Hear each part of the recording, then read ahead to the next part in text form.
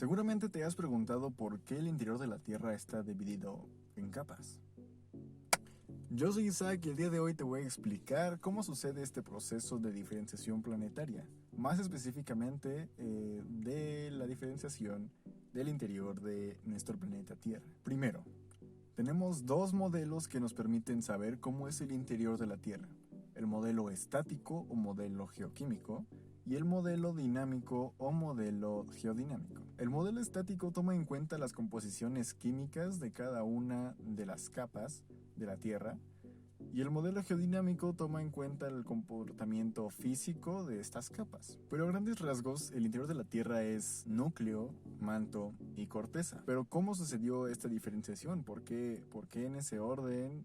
¿Por qué no todo mezclado? ¿Por qué el núcleo no es más grande? ¿Por qué? Todo esto se puede explicar, pero para eso tenemos que irnos muy atrás en el tiempo, en el momento en el que se creó nuestro sistema solar, para saber qué estaba sucediendo. La Tierra está en el sistema solar. Un breve repaso de cómo se creó el sistema solar es que fue a partir de una nebulosa. ¿Qué es una nebulosa? Bueno, es producto de una supernova. ¿Qué es una supernova? La supernova es una gran explosión de una estrella que libera muchísimo material, muchos elementos y polvo cósmico, básicamente. Este conjunto de polvo y elementos forman la nebulosa. Lo primero en formarse en nuestro sistema solar fue el Sol. Alrededor del Sol, todo este polvo cósmico empezó a girar y gracias a que este polvo empezó a girar y a chocar y a juntarse unos con otros, empezaron a formar los cuerpos que tenemos en nuestro sistema solar, como son los planetas, los asteroides y esas cosas. Pero por ahora solo nos interesa cómo es que se formó la Tierra y cómo se diferenció la Tierra. Bueno, la Tierra sufrió un proceso de acreción. Para explicar más rápido, más digerible y hasta ilustrativo este proceso, el proceso de acreción tiene que ver con la adición de material a un cuerpo sin que se destruya, básicamente. Es como si agregaras muchas bolitas unas con otras, como cuando agregas bolitas de plastilina a una bola más grande y le vas agregando muchas bolas hasta que tienes una gran masa de plastilina. O como en las caricaturas, cuando tienes una bola de nieve en la cima de una montaña helada que va bajando y a medida que baja se va haciendo más grande porque recoge nieve a medida que baja.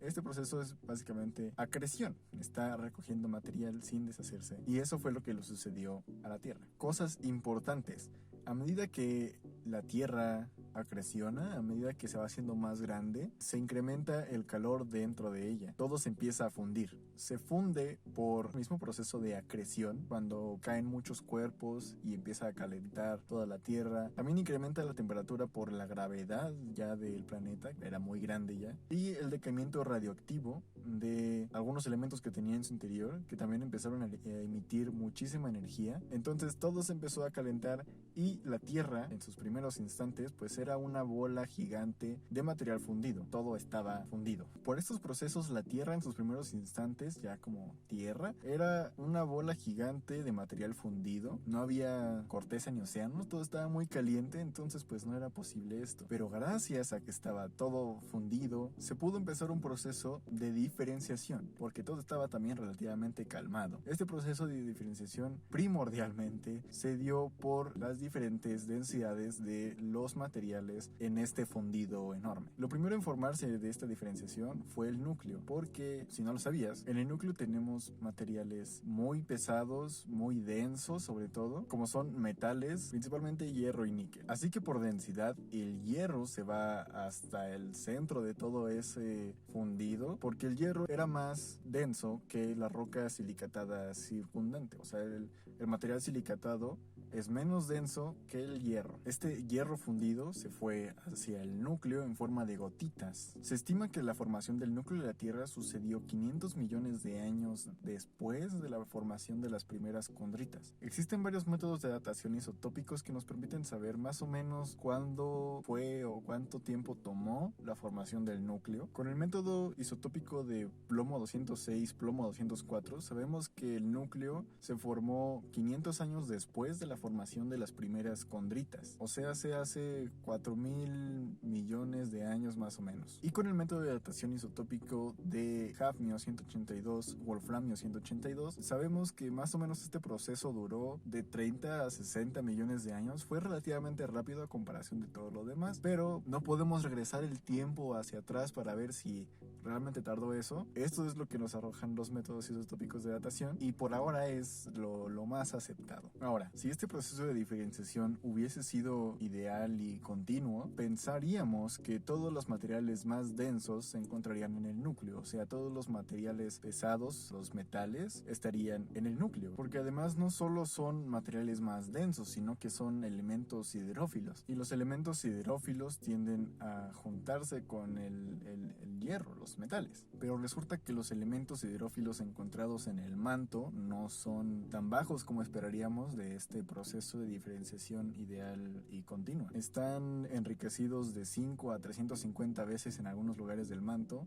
más de lo esperado, que pues si hubiese sido ideal, todos estos elementos siderófilos estarían en el núcleo. Así que hay teorías que nos dicen que durante el proceso de diferenciación, materiales condríticos fueron adheridos al manto. O sea, el núcleo ya estaba formado y se le agregó más material y eso fue lo que cambió las composiciones del manto, así que el núcleo se formó antes de que la acreción se completara. Para explicar esto, los geoquímicos toman en cuenta un modelo llamado de acreción homogénea modificado, en el cual se plantea que hubo una acreción homogénea. La acreción homogénea es en donde los silicatos y el hierro se acrecionan juntos, todos en una sola. También con esta acreción se constituyó hasta un 90% de la masa actual de la Tierra, pero posteriormente se agregó material condrítico, que cambió las concentraciones de los materiales siderófilos en el manto y la proporción de los elementos siderófilos con los volátiles. Esta adición de material condrítico se explica con un último bombardeo tardío de la Tierra primigenia, además de que también tenemos el impacto de Theia, lo cual da origen a la Luna, pero este suceso también cambia las concentraciones y proporciones de elementos en el manto.